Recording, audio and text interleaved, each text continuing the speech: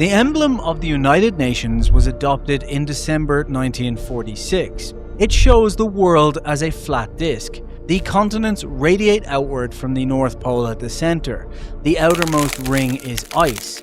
The projection is called the azimuthal equidistance, and in 1946 it was chosen according to the official record because it displayed every member nation without favouring any hemisphere. The map was already hanging in front of the world's cameras. It hung there for 45 years, while the truth sat in a vault and almost nobody looked up.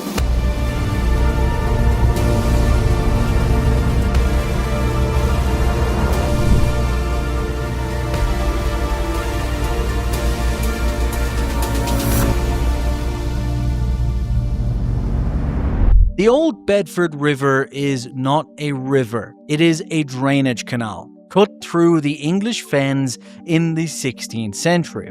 And for one 6-mile stretch near the village of Welney, it runs in a perfectly straight, perfectly still line, uninterrupted by locks or bends.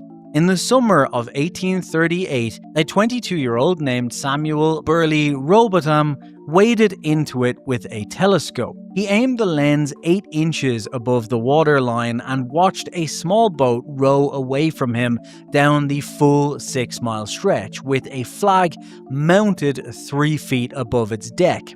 On a globe with a circumference of 25,000 miles, the surface of the water should curve. Over 6 miles, the mathematics of that curvature put the boat's flag more than 20 feet below Rowbotham's line of sight, so it should have been gone, hidden behind a wall of water. But Rowbotham watched the flag the entire way. He spent the next decade repeating the observation, then published his findings in 1849 under the pen name Parallax. In a pamphlet named Zetetic Astronomy, the word zetetic, coming from the Greek for to proceed by inquiry, aka trust only what can be observed. In 1865, he expanded the pamphlet into a book titled Earth, Not a Globe, and toured England lecturing to packed halls, talking to local astronomers in public debates, and by most accounts winning more often than the astronomers cared to admit.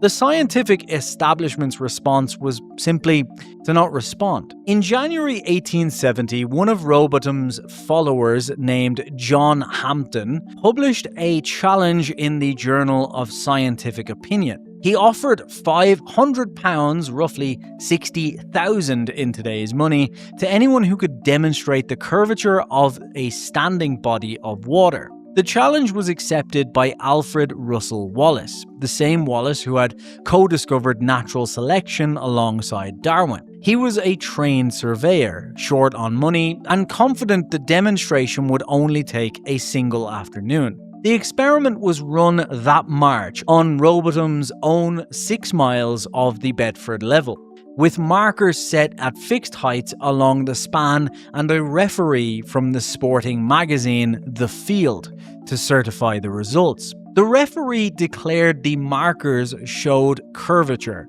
and awarded Wallace the money. However, Hampden's own appointed referee, a printer named William Carpenter, examined the same telescope sighting and refused to certify it, insisting the alignment showed exactly the opposite. So the two men looked through one instrument and saw two different things. And what followed was 15 years of lawsuits, pamphlet wars, and a harassment campaign so relentless that Hampden was jailed more than once for the letters he wrote, including one to Wallace's wife, promising her she would soon be a widow. Wallace later claimed that accepting the wager was the greatest regret of his scientific life. Samuel Rowbotham died in 1884, but his ideas continued to grow. In 1893, an English aristocrat named Lady Elizabeth Blount founded the Universal Zetetic Society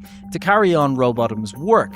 And in 1904, she hired a commercial photographer to repeat the Bedford experiment with a telephoto lens. His plate showed a sheet that should have been hidden below the horizon, sitting in plain view. The photograph ran in a few papers, generated a few letters, and then was simply filed away. Then, 40 years later, in 1931, the Swiss physicist Auguste Piccard rode a pressurized balloon to 51,000 feet, higher than any human had ever been. And a popular American science magazine reported his description of what he saw below: a flat disk with an upturned edge. The quote was treated as a mistranslation, but 16 years later, the United States Navy went to look at the upturned edge. Operation High Jump remains the largest Antarctic expedition ever. 13 ships, including an aircraft carrier and a submarine, 33 aircraft, 4,700 men under the direction of Rear Admiral Richard E. Byrd, the most famous polar explorer alive. The official mission announced to the public was to train personnel and test equipment in extreme cold. The operation was scheduled to run 6 to 8 months. It lasted 8 weeks. The official explanation was early sea ice. The actual reason sat in a classified annex known as the Coastline Report, which would not be seen by the public until the disclosure hearings of 1993. During Operation High Jump, patrol aircraft were sent out to photograph and map Antarctica's coastline. On paper, the mission was simple: fly the assigned routes, photograph the coast, log the headings, and return with enough data to improve the maps. But some later accounts claimed the flights produced details that were difficult to explain. Navigators allegedly recorded headings that did not line up cleanly with the expected coastline. Fuel usage seemed inconsistent with the distances flown. And most strangely, the photographed coastline appeared to keep stretching farther than expected. It showed the ice shelf continuing beyond the mapped section and beyond the range of any aircraft in the task force. If Antarctica was just the bottom edge of the globe, why did the coast seem to continue beyond where it was supposed to curve? It's because it was not a continent at the bottom of a sphere. It was a perimeter. Byrd came home in the spring of 1947 and gave an interview to the Chilean newspaper El Mercurio, in which he warned, in language nobody could quite parse at the time, that the United States would need to prepare to defend itself against hostile aircraft coming from the polar regions. In a 1954 television interview, he described an area as big as the United States that's never been seen by a human being. And that's beyond the pole on the other side of the South Pole from Middle America. For decades, they were dismissed as the wild imagination of an old explorer. They were the only 2 times the most decorated polar navigator in American history tried to say it out loud. In December 1959, 12 nations signed the Antarctic Treaty. It froze all territory claims, banned all military activity on the continent, and established a permanent inspection regime. It was the first arms control agreement of the Cold War. In 1959, the United States and the Soviet Union could not agree on Berlin, could not agree on nuclear testing, could not agree on the shape of the negotiating table, but they agreed fully on Antarctica in just 14 months, almost without friction, at the height of the most paranoid standoff in human history. The treaty's public logic was the preservation of science.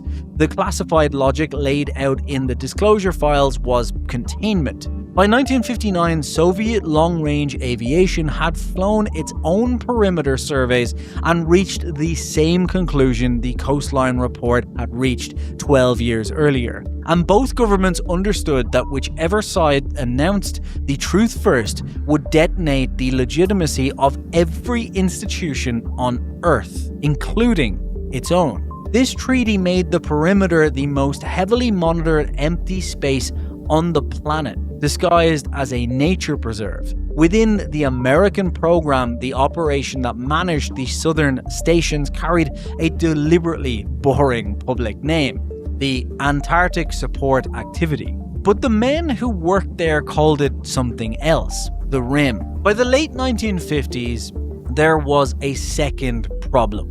Both the United States and the Soviet Union were pushing rockets higher than ever before. But there was an issue. Some of the highest altitude tests allegedly returned signals that behaved less like they were traveling into open space and more like they were bouncing off something, almost like a ceiling. So in 1962, the United States decided to find out what was going on in our skies. The program was called Operation Fishbowl. On the night of July 9, 1962, a 1.4 megaton thermonuclear warhead was carried by a Thor missile to an altitude of 250 miles and detonated over Earth. The test was called Starfish Prime. The detonation turned the night sky over the Pacific blood red for 7 minutes. The electromagnetic pulse reached Hawaii, 900 miles away, blowing out streetlights in Oahu and knocking out telephone circuits. The blast created a belt of radiation around Earth that lasted for years and damaged satellites in orbit. One of them was Telstar, the new communications satellite, which failed within months. The public explanation was simple. Charged particles got trapped in Earth's magnetic field. But the truth is much creepier. Some of the blast energy came back down in a clean pattern, almost like it had bounced off a surface above the Earth. The Soviets, running their own high-altitude tests over Kazakhstan that same year, recorded the same thing. A blast of energy bouncing off of something above. 13 months later, in August of 1963, the two nations that could not agree on anything signed the Partial Test Ban Treaty, prohibiting all nuclear detonations in the atmosphere and in space forever. The speed of that agreement was, at the time, considered a diplomatic miracle. Both governments now understood they were living under a structure they had not built, could not reach. 4 years later, they signed the Outer Space Treaty, and the space programs of both nations became, by quiet mutual agreement, the most expensive theatrical productions in history. But as we know now, the truth always has a way of coming out. In the chaos of the Soviet collapse in December 1991, the custody around the classified archives broke down in a matter of weeks. In February 1992, a former military archivist sold a sealed packet of documents to a West German newspaper. The packet contained the Soviet high-altitude test data from the 1962 test. The reflection returns, along with the perimeter survey charts from 1950. The newspaper spent 6 weeks authenticating it and then published it. The American government issued a denial that lasted 11 days until a retired high jump navigator, 81 years old, walked into a Senate office with his personal flight logs and asked to testify. But what settled it for the public was not a document, it was a broadcast. In June of 1992, a British television network returned to the exact 60-mile stretch of canal where Samuel Rowbotham had stood in the water in 1838 and ran his experiment live with a laser. The geometry was explained on air before the test began. On a globe across 6 miles of standing water, the curvature drop is roughly 24 feet. The receiver was mounted 8 inches above the surface.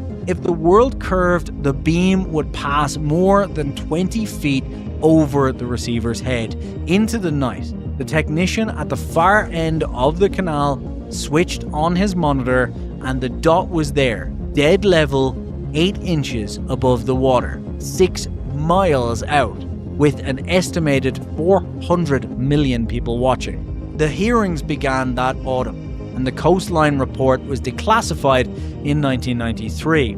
The treaty system was renegotiated in 1994, and the textbooks were changed over time to reflect the new world people were living in. The world after disclosure looked, honestly, exactly like the world before. Ships sail the same routes, aircraft fly the same patterns, long-range radio behaves exactly as it always did. Navigation never depended on the shape, it depended on the math.